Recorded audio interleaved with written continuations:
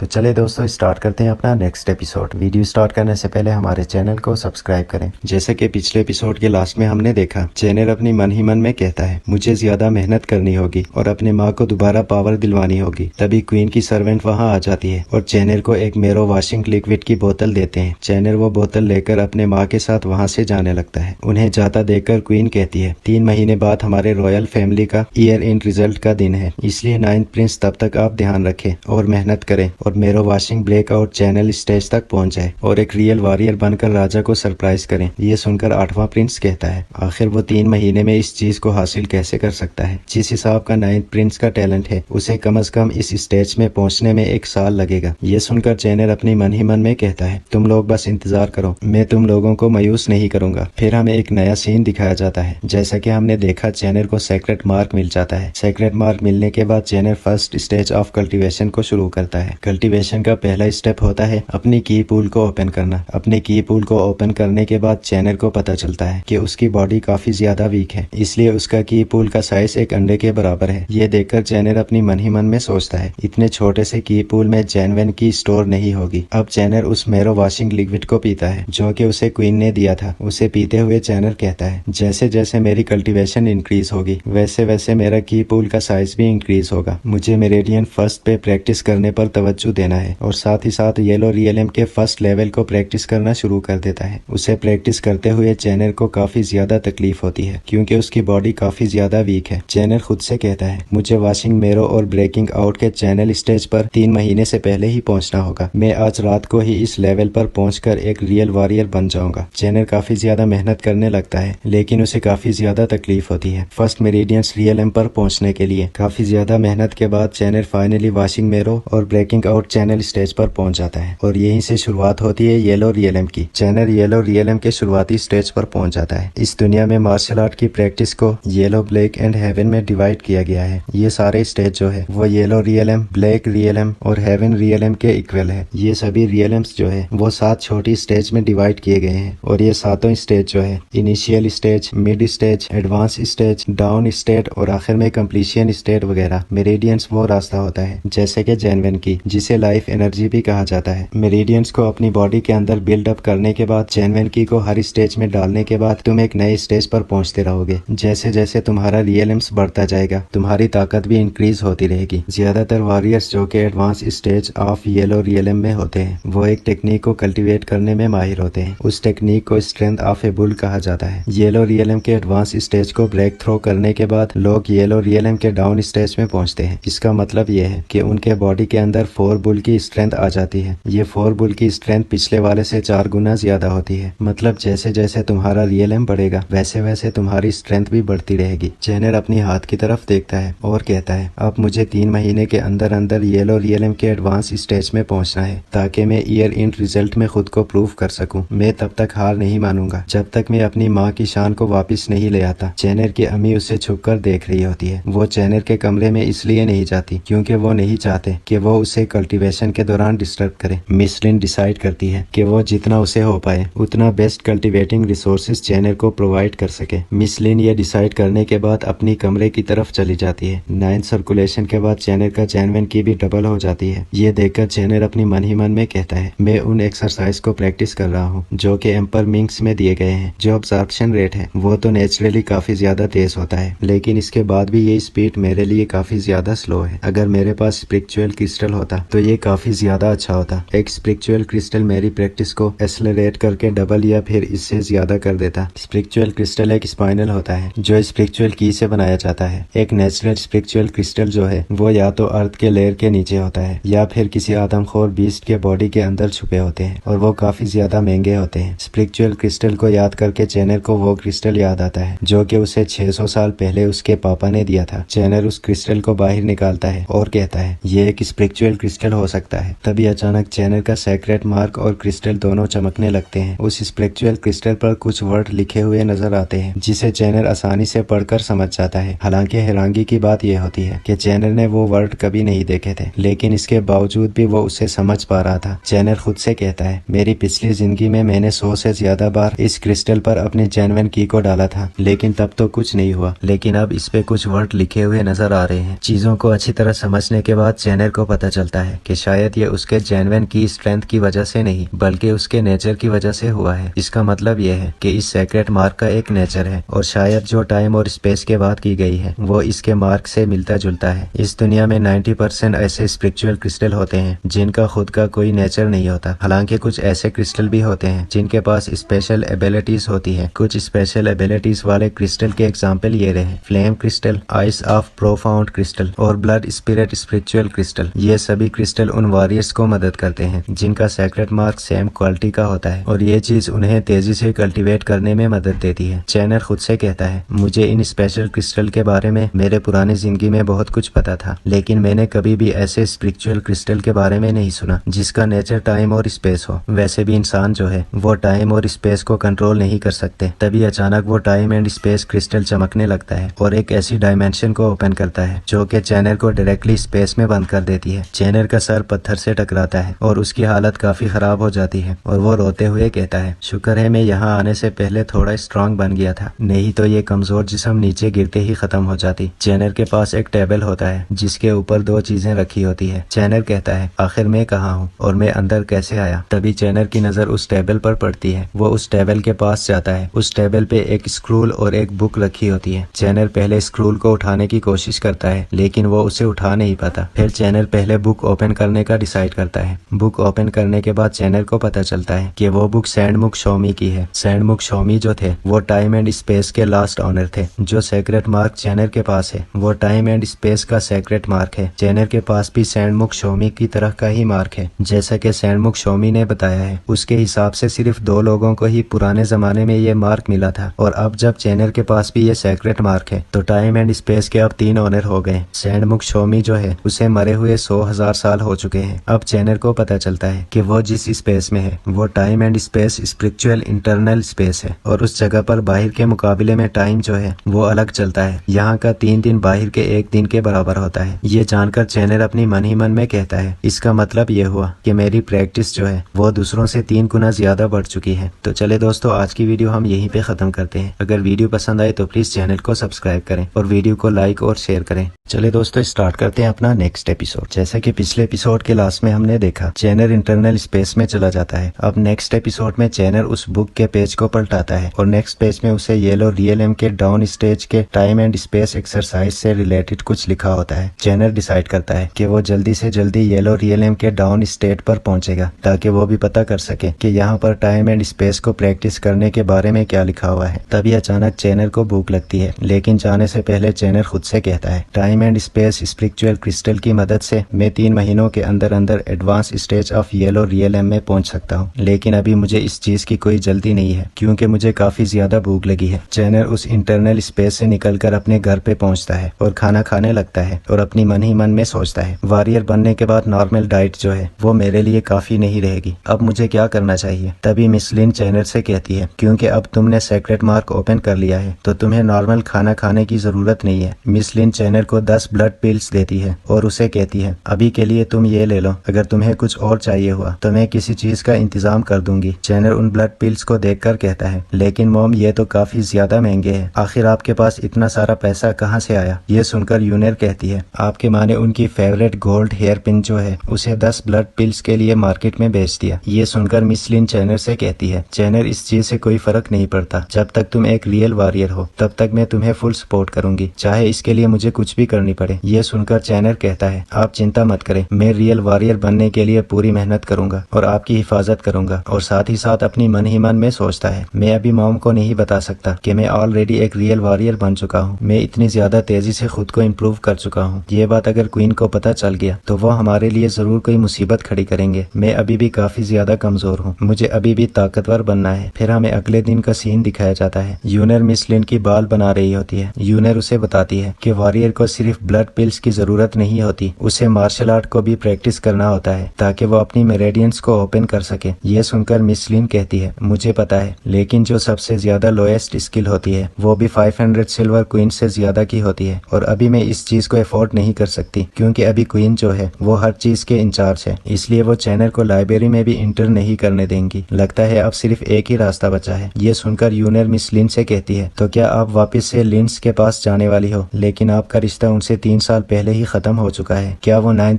Prince को एक मौका देंगे। ये सुनकर मिस लिन कहती है, अगर वो चैनर की मदद करेंगे तो मैं उनके पैरों पे झुककर माफी मांगने को भी तैयार हूँ। ये सुनकर यूनर कहती है, लेकिन उस समय जो हुआ उसमें तो आपकी कोई गलती थी नहीं। फिर हमें एक नया सीन दिखाया जाता है। 3 दिन गुजर चुके होते हैं। चैनर भी काफी ज्यादा स्ट्रांग हो जाता है और वो फाइनली ड्रैगन एंड एलिफेंट प्रार्थना पाम के फर्स्ट स्टेप को मास्टर कर लेता है और खुद से कहता है, ये टेक्निक जो है ये मेरे लिए परफेक्ट है, क्योंकि ये टेक्निक मेरी बॉडी को ताकतवर बनाने में मदद करेगी। मेरी की पूल में जो जेन्युइन की है वो भी भरी हुई है, इसलिए अब मैं अपनी सेकंड मेरिडियंस को डेवलप कर सकता हूँ, लेकिन उसके लिए मुझे मेरो वॉशिंग लिक्विड की जरूरत होगी। आखिर मुझे दूसरी या फिर उससे ज्यादा मेरो वॉशिंग लिक्विड कहाँ से मिलेगी? और तभी यूनर वहाँ आ जाती है और चैनर से कहती है, आखिर आप यहाँ पर क्या कर रहे हैं? आपके मॉम जो है वो कब से आपको ढूंढ रही है। यूनर को वहाँ देखकर चैनर उसे कहता है, मैं तो सिर्फ बाहर की हवा लेने आया था। वैसे आपके हाथ पे जो चोट लगी थी क्या वो ठीक हो गई है? ये सुनकर यूनर मुस्कुराते हुए कहती है कि उसके जैसे सर्वेंट जो है वो मेडिसिन को अफोर्ड नहीं कर सकते, इसलिए उसकी चोट को ठीक होने में 3 और महीने लग जाएंगे। यूनर चैनर को उसके बारे में सोचने के लिए शुक्रिया कहती है और उसे बताती है कि आज वो महल के बाहर जा रहे हैं। चैनर यूनर से कहता है, बाहर हम कहाँ पर जा रहे हैं? यूनर उसे कहती है, हम निंगशन को देखने जा रहे हैं। आप उसे काफी समय से नहीं मिले। ये सुनकर चैनर अपनी मन ही मन में सोचता है, आखिर वो कौन है? जिस तरीके से यूनर ने उसका नाम लिया, इसे ऐसा लगता है कि असल चैनर जो है उसका इस लड़की के साथ जरूर कोई रिश्ता था। चैनर अपनी मॉम के साथ लिन मैंशन पर पहुंचता है। लिन फैमिली एक इज्जतदार फैमिली होती है। लिन मैंशन में पहुंचने के बाद चैनर को पता चलता है कि वो अपने मॉम के फैमिली के पास आया है। अपनी मॉम की फैमिली के बारे में जानकर चैनर खुद से कहता है, अगर ये फैमिली इतनी ज्यादा अमीर है तो माँ को इनसे कोई सपोर्ट क्यों नहीं मिलता, और वो कमांडरी प्रिंस मैंशन में इतने ज्यादा धक्के क्यों खा रही है? इसके पीछे जरूर एक कहानी होगी। लिन मैंशन के अंदर जाने के बाद मिस लिन चैनर से कहती है, चैनर मैं शर्त लगा सकती हूँ कि तुम निंगशन को देखने के लिए काफी ज्यादा उतावले होंगे, क्योंकि अब तुम्हारे पास भी एक सीक्रेट मार्क है, इसलिए तुम्हारे पास उसे ज्यादा बातें करने का एक मौका है। मौके का फायदा उठाओ। अपने माँ के एटीट्यूड और यूनर के एटीट्यूड को बदला हुआ देखकर चैनर निंगशन के बारे में और ज्यादा क्यूरियस हो जाता है। लिन फैमिली का एक मेंबर कनक्यूबिन लिन को अपने पास बुलाता है और चैनर वही रहता है। तभी यूनर चैनर से कहती है, आप निंगशन से जाकर क्यों नहीं मिलते? वो जरूर ड्रिल कोलिसियम में होंगी। उस जगह पर लिन फैमिली के सारे लोग प्रैक्टिस करते हैं। यूनर की बात सुनकर चैनर कहता है, ठीक है चलो हम ड्रिल कोलिसियम की तरफ चलते हैं। वहाँ पहुँचने के बाद चैनर लिन फैमिली के सभी लोगों को प्रैक्टिस करता हुआ देखता है। चैनर को पता चलता है कि योनवो कमांडरी में लिन फैमिली को एक अच्छी फैमिली माना जाता है। चैनर निंगशन को प्रैक्टिस करता हुआ देखता है। उसे पता चलता है कि निंगशन की मार्शल आर्ट स्किल जो है वो medium state of yellow realm तक पहुंच चुकी है। इसका मतलब यह है कि वो 8वां प्रिंस से अच्छी है। अब जैसे ही लिन फैमिली के स्टूडेंट्स जब चैनर को देखते हैं तो उसके बारे में काफी ज्यादा बुरी बातें करने लगते हैं। जो असल चैनर होता है उसका हमेशा से ही निंगशन पे क्रैश होता है। ये बात भी लिन फैमिली के लोगों को पता होती है। इसके अलावा निंगशन की एंगेजमेंट 7th प्रिंस के साथ डिसाइड हो जाती है और उसके बारे में भी लिन फैमिली के लोग बातें कर रहे होते हैं। सभी लोगों को इसके बारे में ये सब बोलता देखकर चैनर को गुस्सा आता है, लेकिन वो तब कुछ नहीं कहता। लिन मैंशन के अंदर मिस लिन अपने भाई से बात कर रही होती है। उसका भाई उसे कहता है, प्रिंस ने अगर सीक्रेट मार्क को ओपन कर लिया है तो उसे कमांडरी प्रिंस मैंशन के बुक कलेक्शन पवेलियन में जाना चाहिए। ये सुनकर मिस लिन कहती है, मैं यहाँ आपसे सिर्फ बुक मांगने नहीं आई, बल्कि मैं यहाँ अपने बेटे के लिए आपसे भीख मांगने आई हूँ। क्या आप चैनर को एक बुक और प्रैक्टिसिंग स्किल दे सकते हो? आखिर वो भी तुम्हारा भांजा है। ये सुनकर लिन का बड़ा भाई गुस्से में आ जाता है और कहता है, आखिर तुम्हें यहाँ आकर इस रिश्ते के बारे में बात करने की हिम्मत कैसे हुई? 3 साल पहले जब मैं कमांडरी प्रिंस मैंशन में मदद मांगने के लिए आया था तब तुमने अपने भतीजे चैनयू को क्यों नहीं बचाया? चले दोस्तों, आज की वीडियो हम यहीं पे खत्म करते हैं। अगर वीडियो पसंद आए तो प्लीज चैनल को सब्सक्राइब करें और वीडियो को लाइक और शेयर करें। तो चले दोस्तों, स्टार्ट करते हैं अपना नेक्स्ट एपिसोड। वीडियो स्टार्ट करने से पहले हमारे चैनल को सब्सक्राइब करें। जैसे कि पिछले एपिसोड के लास्ट में हमने देखा, मिस लिन का बड़ा भाई उससे कहता है, जब मैं कमांडरी प्रिंस मैंशन में मदद मांगने के लिए आया था तब तुमने अपने भतीजे चैनयू को क्यों नहीं बचाया? ये सुनकर मिस लिन अपने बड़े भाई को बताने की कोशिश करती है कि 3 साल पहले क्या हुआ था, लेकिन किसी वजह से पूरी बात नहीं बता पाती। उसका भाई काफी ज्यादा गुस्से में आ जाता है और कहता है, बस तुम यहाँ से चली जाओ। हमारी फैमिली ने तुमसे काफी समय पहले ही रिश्ता खत्म कर दिए थे। आज के बाद तुम यहाँ पर कभी मत आना। अपनी भाई की ये बात सुनकर मिस लिन रोते हुए अपने घुटनों पर बैठ जाती है और अपने भाई से कहती है, भाई आखिर तुम इतने बेदर्द कैसे बन सकते हो? मुझे फादर से मिलना है। मिस लिन की ये बात सुनकर उसका बड़ा भाई कहता है, फादर अभी यहाँ पर नहीं है, तुम अभी उससे नहीं मिल सकती। एक और बात, निंगशन जो है वो 7th प्रिंस के साथ बहुत जल्द ही एंगेजमेंट करने वाली है, इसीलिए तुम्हें चैनर को बता देना चाहिए कि उसे निंगशन से आज के बाद दूर ही रहना चाहिए। ये ये सुनकर मिस लिन कहती है, लेकिन तुम्हें पता था कि चैनर को निंगशन कितनी ज्यादा पसंद है। अगर उसे सेवन प्रिंस और निंगशन के एंगेजमेंट के बारे में पता चला तो तुम्हें पता है कि उसे कितना ज्यादा बुरा लगेगा। और वैसे भी तुमने सेवन प्रिंस को क्यों चूज किया? ये सुनकर लिन का बड़ा भाई कहता है, क्योंकि सेवन प्रिंस जो है वो एक जीनियस है। योन वो कमांडरी के इस जनरेशन में कोई भी उसके बराबर का जीनियस नहीं है। और वैसे भी चैनर का सेवन प्रिंस के साथ कोई कंपैरिजन नहीं है। निंगशन और सेवन प्रिंस की एंगेजमेंट जो है वो लिंग फैमिली को काफी ज्यादा फायदा भी पहुंचाएगी। ये सुनकर मिस लिन कहती है, क्या निंगशन भी सेवन प्रिंस के साथ शादी करना चाहती है? क्या वो परिवार के फायदे के लिए इस शादी से खुश भी रहेंगी? ये सुनकर लिन का बड़ा भाई कहता है, निंगशन ने अपनी मर्जी से इस डिसीजन को चूज किया है। और दूसरी तरफ निंगशन की प्रैक्टिस खत्म होने के बाद वो चैनर से मिलती है और चैनर से कहती है, हमें मिले हुए काफी समय हो गया, मैंने सुना तुम्हें सेक्रेट मार्क मिल चुका है। ये सुनकर चैनर कहता है, हाँ मुझे सेक्रेट मार्क तो मिल चुका है, लेकिन क्वीन ने कहा मेरा मार्क एक 0 क्लास मार्क है, इसलिए वो तुम्हारे मार्क के साथ कंपेयर नहीं किया जा सकता। अब जाके चैनर को पता चलता है कि निंगशन उसकी कजन है। निंगशन चैनर से कहती है, तुम सच में बहुत ज्यादा किस्मत वाले हो, क्योंकि तुम्हें 16 साल की उम्र में एक सेक्रेट मार्क मिला है। हालांकि तुम्हारे मार्शल आर्ट स्किल इतने ज्यादा स्ट्रांग नहीं है, लेकिन आखिर में ये सेक्रेट मार्क जो है ये तुम्हें बीमार नहीं होने देगा। अब तुम एक नॉर्मल इंसान की तरह जी सकते हो। लेकिन निंगशन बाहर से अच्छे तरीके से चैनर से बात कर रही होती है, लेकिन उसके मन के अंदर कुछ और ही चल रहा होता है। निंगशन अपनी मन ही मन में कहता है कि वो और चैनर अलग अलग दुनिया से है, इसलिए चैनर को उसका पीछा छोड़ देना चाहिए। दूसरी तरफ चैनर निंगशन से कहता है, मैं जितनी प्रैक्टिस कर सकता हूँ मैं उतनी प्रैक्टिस करूंगा, और जो कल्टीवेशन लेवल तुम्हारा है उस तक पहुँचने की कोशिश करूंगा। ये सुनकर निंगशन अपनी मन ही मन में सोचता है, मुझे पता था कि ये लड़का अभी भी मेरा पीछा करना चाहता है, मैं इसे डायरेक्टली बता देती हूँ कि उसे मुझे और परेशान करने की जरूरत नहीं। निंगशन चैनर को बताती है कि उसका कल्टीवेशन लेवल जो है वो येलो रियलम की मीडियम स्टेट पर है, और वो अब फाइनल स्टेट के काफी ज्यादा करीब है। और चैनर का मीडियम स्टेट में पहुंचना नामुमकिन है, इसलिए उसे स्टेप बाय स्टेप प्रैक्टिस करनी चाहिए और उतना ही खाना खाना चाहिए जितना कि वो चबा सके, नहीं तो उसके फैसले से उसे काफी ज्यादा भुगतना होगा। निंगशन की सारी बातों से चैनर को समझ में आता है कि असल में निंगशन जो है वो काफी ज्यादा घमंडी है। चैनर खुद से कहता है, आखिर असल वाला चैनर जो था वो इस लड़की को कैसे पसंद कर सकता है? चैनर को और ज्यादा दुखी करने के लिए निंगशन चैनर को अपनी और सेवन प्रिंस की एंगेजमेंट के बारे में बताती है, जो कि आज से 3 महीने बाद होंगी। निंगशन को इतनी ज्यादा कड़वी बात बोलता देखकर सभी लोग इस चीज की उम्मीद में खुश हो जाते हैं कि चैनर जो है वो अब रोने लगेगा, लेकिन चैनर को कोई फर्क नहीं पड़ता। वो निंगशन को मुबारक देकर वहाँ से चला जाता है। ये देखकर लिन फैमिली के दूसरे लोगों को काफी ज्यादा बुरा लगता है। निंगशन चैनर की इस बर्ताव से काफी ज्यादा हैरान हो जाती है और दोबारा चैनर से कहती है, क्या तुम इस चीज की वजह नहीं जानना चाहते? ये सुनकर चैनर कहता है, मैं तुम्हारी एंगेजमेंट सेरेमनी में तुम्हें कंग्रेचुलेशन बोलने के लिए रहूंगा। और साथ ही साथ निंगशन से कहता है, और अगर अब तुम्हारे पास बोलने के लिए कुछ नहीं है तो मैं अपनी माँ को ढूंढना ज्यादा पसंद करूंगा। अब चैनर अपनी माँ की तरफ देखता है जो कि अभी भी रो रही होती है। चैनर अपनी माँ से पूछता है कि वो क्यों रो रही है। मिस लिन अपने बेटे को इस चीज के बारे में नहीं बताती। तभी पीछे से उसके अंकल आते हैं और उसे 2 मेरो वॉशिंग लिक्विड के साथ टाई फार्मूला देते हैं जिससे कि उसकी मदद हो सके। ये देखकर मिस लिन चैनर से कहती है कि उसे अपने अंकल को शुक्रिया कहना चाहिए। ये सुनकर चैनर अपनी मन ही मन में कहता है, अब मुझे समझ में आया कि माँ क्यों रो रही थी। उन्हें जरूर मेरे लिए इस चीज को करने में काफी ज्यादा बेइज्जती का सामना करना होगा। अब चैनर अपनी अंकल के दी हुई चीजों को ठुकराकर वहाँ से चला जाता है और जाते हुए अपनी अम्मी से कहता है, हमें लिन फैमिली की किसी भी दान की जरूरत नहीं है। चैनर के इस बदले हुए बर्ताव को देखकर लिन फैमिली के स्टूडेंट्स कहते हैं कि चैनर को क्या लगता है कि वो कौन है। चैनर के बदले हुए बर्ताव को देखकर निंगशन अपने फादर के पास जाती है और उसे कहती है कि चैनर जो है वो थोड़ा बदल चुका है। ये सुनकर उसके फादर कहते हैं, सेक्रेट मार्क मिलने के बाद उसके लिए ये भूलना नेचुरल है, तुम्हें इस पर ध्यान देने की जरूरत नहीं। चले दोस्तों, आज की वीडियो हम यहीं पे खत्म करते हैं। अगर वीडियो पसंद आए तो प्लीज चैनल को सब्सक्राइब करें और वीडियो को लाइक और शेयर करें।